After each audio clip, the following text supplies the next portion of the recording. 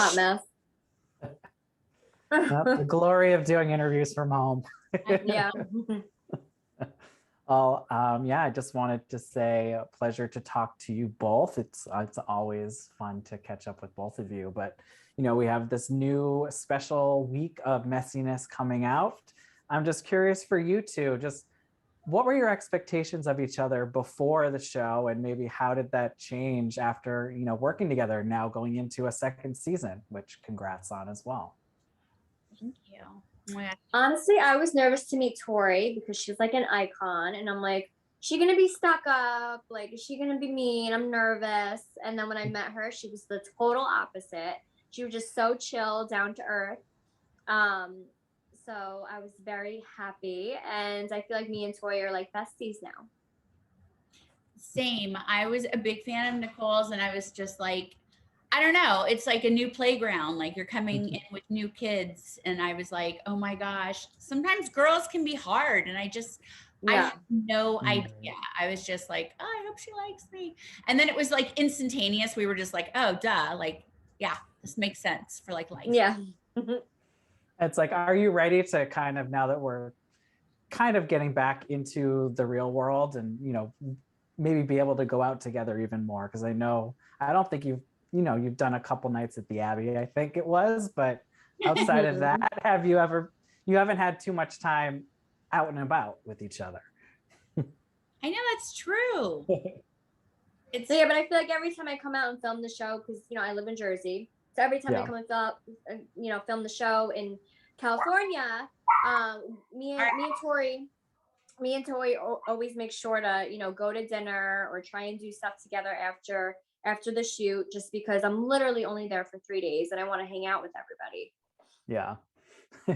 And I'm curious for each of you, just, has it always been easy for you to kind of laugh about some of your messy moments? Or is that something that you maybe developed over time? Was there a turning point where you're like, okay, I'm in on it now?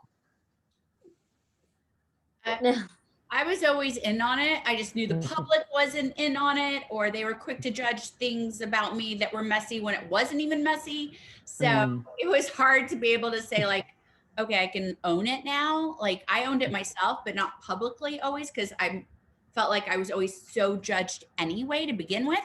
But I feel like through this show, and especially being friends with Nicole, who's like, own it, and like, she's so empowering as a friend that I'm just like, yeah, why am I not showing this side of me? I like this side of me.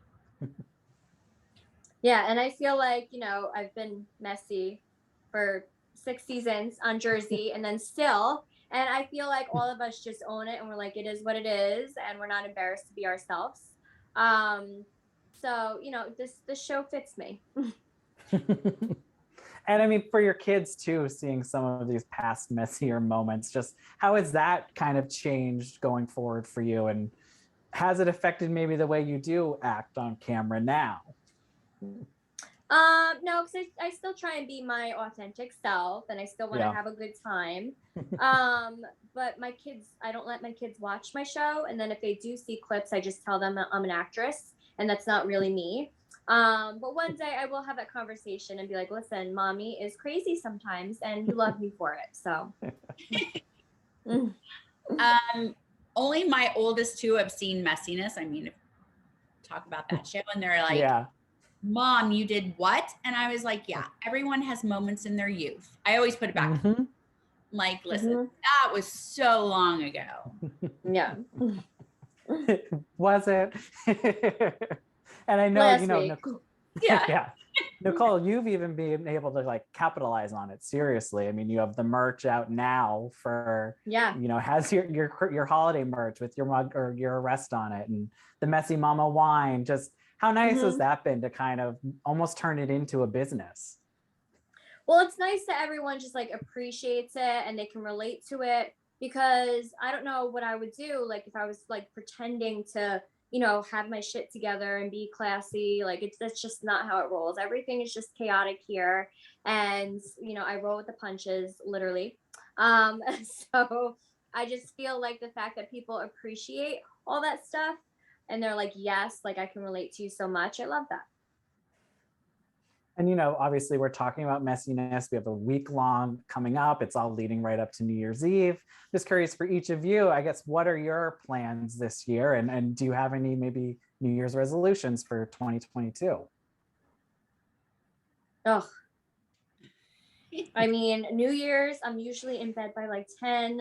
And me and Gianni are just like drinking wine in bed like losers. And we don't even stay out for the ball drop anymore. So I'm hoping something's a little more festive this year. Like I actually stay up till 12 and I enjoy it. But yeah, I'm like an old lady now. Yeah. Welcome to my world. Yeah. Right. I'm like, for us out here on the West Coast, we can at least watch the East Coast feed of the ball drop and maybe call it a night early. There you go. We do. And my kids think it's happening right then and there. I'm like, yay, okay, let's go to bed. Yeah. Nice. And we're done. And do you have any particular maybe messy New Year's memories that you'd be willing to share with us? I know even Nicole, you once begged to like be dropped in the Times Square ball one year. I didn't beg. They begged me to do it. And I was like, I'm so honored. And that was amazing. So that was probably one of my messiest because I was kind of claustrophobic to get into that ball. And I didn't know if it was like going to fall. So I was like, if I'm dying in this ball, I'm drinking. So I just got wasted in that little plastic ball. And it was amazing. My messiest New Year's moments would probably be the reason I don't really eat clam chowder now, because I remember one year, a long time ago, before kids, like almost 25 years ago. They served clam chowder at this, like, because New Year's Eve they always have like a fixed menu, and it's like to do. So it was clam chowder, and then everyone was doing shots of tequila, which those two just really didn't mix well for me. No. And I didn't make it up till midnight. Passed out. Done. Oh, that's a bad combination. I was like, I got kicked out of the Abbey one year for New Year's Eve, so there's mine. Whoops. The best. I think dropped a glass. Oh God. Could be worse. Yeah. And I know I watched the first episode of the upcoming, week of specials you have coming out, and then you talk a little bit about some of your maybe style regrets or mistakes. I know Nicole mentions her red hair. Both of you talk about, bad tans, Oopa Loopa days. Just what's it like to have those, captured, forever in pictures and video, just having that stuff be immortalized whenever people want to Google you? I mean, it's not great because they're not like my greatest moments, but I feel like looking back at it now, it's funny to me because I'm like, I really thought I was hot in that moment. And looking at it now, I'm like, you are disgusting. So it's a good laugh.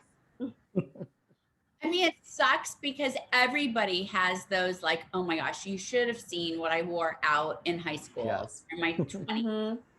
But ours are just documented. So it's like people can Google and be like, oh my God, what were you thinking? And it's like, I was, Yeah, like you've been there. Shut up. Yeah, exactly. Yes, we all have.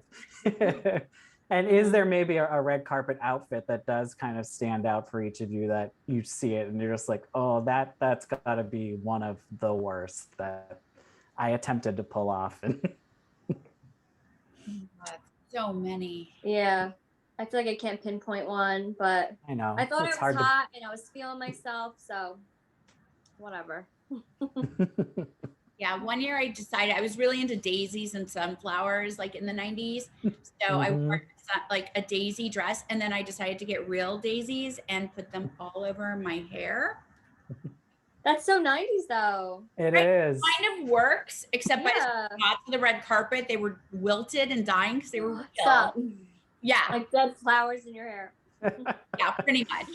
That moment when the 70s were back in. I see. And Nicole, I need to quickly ask about the new season of Jersey Shore coming as well, because you're back as a full-time cast member after taking a break and coming back for some of last season. Just how was it to go, dive fully back in, and was it drama-free, or I assume it never is?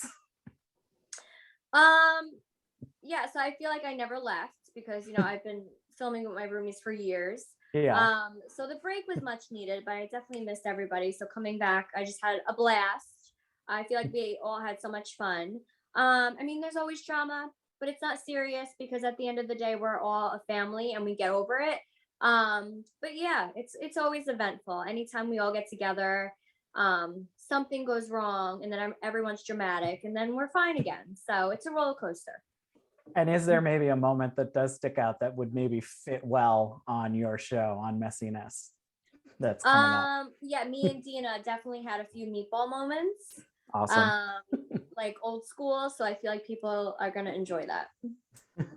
All right. Well, I won't take any more of your time, but thank you both so much. Happy holidays and have a great new year. You too. Yes, you too. Thank you. Bye.